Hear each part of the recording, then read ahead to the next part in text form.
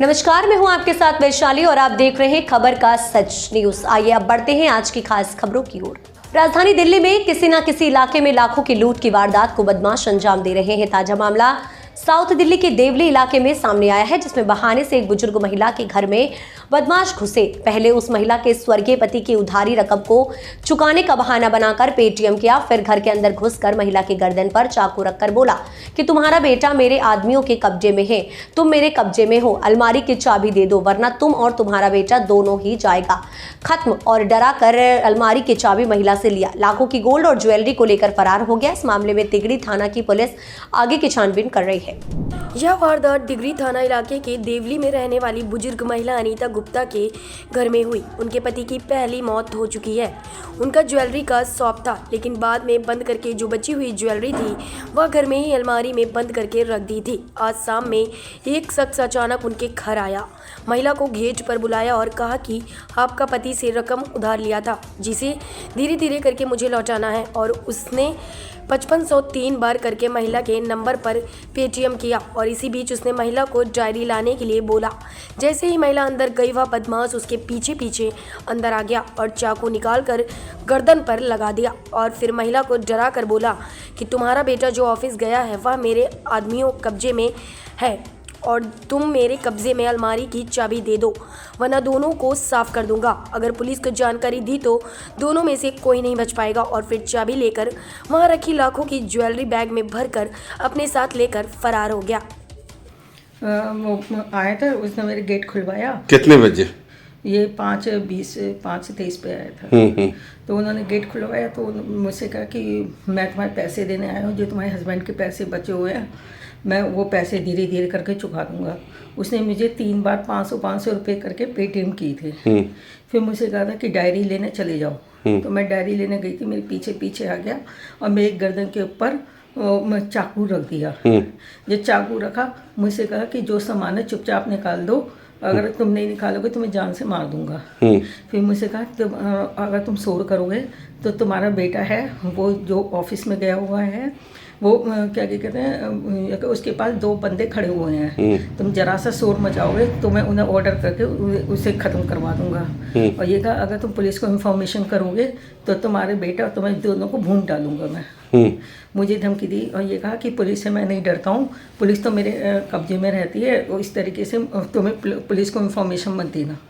मुझसे ये कहा कि अगर तुमने जरा सा भी तुमने ये भी कही पुलिस को खबर करी तो मैं उसको भून डालूंगा तुम्हारे बेटे को, और तुम दोनों नहीं बचोगे। इतनी बात कह के चला गया। कितना गोल्ड लेके गया, कितने क्या क्या लेके गया? उसमें मेरे चांदी का सामान था। चांदी के सामान जैसे मेरे हस्बैंड की शॉप बंद हुई थी, मैंने लिया चांदी का सामान, सब 2 बैग में रख दिया। और उसमें मेरे एक बैग में सामान था, गिरवी का सामान था। गोल्ड कितने थे? गोल्ड जैसे कॉपी में लिखा हुआ है क्या क्या सामान है। फिर भी एक अंदाजा? इतना अंदाजा तो नहीं है मुझे। चांदी कितने किलो थे? चांदी की ये भी अंदाजा नहीं है, लेकिन सामान है वो मैं बता सकती हूँ क्या क्या सामान। वजन कम से कम 15-20 किलो होगा। हाँ उतने तो होंगे। 15 कितना? जैसे 15-20 तो पजेब जोड़ी हैं। अच्छा। और मतलब बच्चों के हाथ के कड़े हैं। कितने कड़े? 15-20 किलो होता है। ऐसी है 15-20 किलो तो है। 15-20 किलो गोल्ड थे या चांदी थे? चांदी। अच्छा, गोल्ड मतलब चांदी में जैसे ऐसे थे जैसे कड़े हो गए, जैसे चांदी के वो हो गए, लॉकेट हो गए चांदी के। उसके बाद क्या किया आप? उसके बाद आपको जब चाकू लगाया सामान लेके, तो कितने लोग थे वो लोग? एक था। अच्छा। उसने कहा था एक मैं हूँ और 2 बंदे तुम्हारे घर के पास खड़े हुए हैं, अगर जरा सा शोर मचाओगे तो मैं अंदर बुला लूंगा। पुलिस तुरंत आई, अब पुलिस तुरंत कार्रवाई भी कर रहे हैं सीसीटीवी में। आप पुलिस से अच्छा उम्मीद रखती हैं? हाँ जी बिल्कुल जरूर जी। इस मामले की सूचना पीड़ित महिला ने तब दी जब बदमाश वारदात को अंजाम देकर भाग गए। फिर उसने अपने रिश्तेदार को बताया और फिर मामले की सूचना पुलिस को दे दी गई। मौके पर तिगड़ी थाना की पुलिस टीम पहुंची और छानबीन शुरू की। पुलिस को देखकर पड़ोसी को भी पता चला कि यहां पर इस तरह की वारदात हुई है। अब इस मामले में घर के बाहर रोड पर लगे सीसीटीवी कैमरे और टेक्निकल सर्विलांस से पुलिस की टीम छानबीन कर रही है। क्या नाम है आपका? जी, मेरा नाम राम सुरेश चौबे है। सुरेश जी, आपके बगल के घर में डकैती हुए, किस तरीके से आप लोग जो है काफ़ी देखें, पुलिस आई, क्राइम टीम आए, क्या हुआ है पूरा बताएं।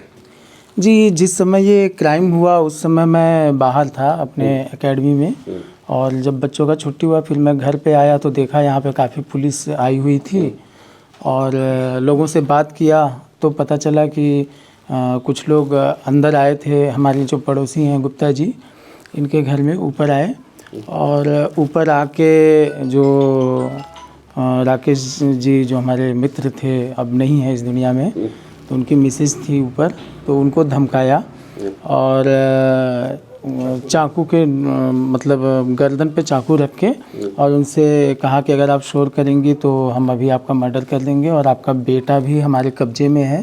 3-4 लोग उन्हें अपने पास कस्टडी में रखे हुए हैं, अगर आप शोर मचाएंगी या कुछ भी ऐसा होता है तो बेटे को भी मार दिया जाएगा और यहाँ हम आपको मार देंगे। तो ऐसा बोल के उन्होंने तिजोरी का चाबी लिया और करीब आधा घंटा ऊपर बिताया। विधिवत 2-3 बैग था, उसमें उन्होंने उनके ज्वेलरी, कैश, सोने चांदी का जो भी सामान था वो सारा पैक किया और इसके बाद चले गए लेके। तो उनके जाने के बाद फिर भाभी जी नीचे आईं और अपने जेठ जी से बोली कि ऐसे ऐसे हादसा हो गया है। फिर उन्होंने पुलिस को फ़ोन किया और पुलिस आई, फिर इसके बाद आगे की कार्रवाई हो रही है। अभी भी देख रहे हैं पुलिस जो है पूछताछ कर रहे हैं। जी जी, ये काफ़ी संवेदनशील विषय है। ये बहुत ही पॉश एरिया है, यहाँ सारे लोग अपना सुकून की जीवन मतलब जी रहे हैं जैसा भी है, लेकिन ये एक बहुत बड़ा फॉल्ट माना जा सकता है कि अपराधियों के हौसले बुलंद हैं, और इस कदर बुलंद हैं कि जगह जगह CCTV वगैरह होने के बावजूद और पुलिस प्रशासन, संविधान, कानून सब कुछ होने के बावजूद उन्हें किसी चीज़ का खौफ नहीं है। वो प्लानिंग करते हैं और बेखौफ होकर घर में घुसते हैं और सब कुछ लूट कर ले जाते हैं। तो पहले जैसे डाकुओं का सिस्टम था, लुटेरे थे, वैसे ही आजकल यहाँ पे भी शुरू हो रहा है, हम तो यही कहेंगे। तो प्रशासन को चाहिए कि ऐसे लोगों को जल्द से जल्द पकड़े और कुछ ऐसा मिसाल कायम करे कि कम से कम लोग इस तरह की हिम्मत ना कर पाएँ। घर में एक अकेली औरत हो या बच्चा हो, कोई भी हो, तो अपने आप को सेफ महसूस करें। तो सरकार से और प्रशासन से मेरा यह आग्रह है कि अपराधियों का धरपकड़ शीघ्र हो और आगे कुछ ऐसे सख्त कार्रवाई करें ताकि इस तरह के अपराध ना हों। जी। जिस जगह पर यह वारदात हुई है वह जगह पॉश इलाका माना जाता है। भरी शाम इस तरह की लूट की वारदात से आसपास के लोग भी यह सोचकर सन्न है कि कोई भी इस तरह के बदमाशों की चपेट में आ सकता है, तो फिर उनके साथ भी ऐसी वारदात हो सकती है। इस अंक में फिलहाल इतना ही। अगले अंक में फिर होगी मुलाकात, तब तक के लिए नमस्कार।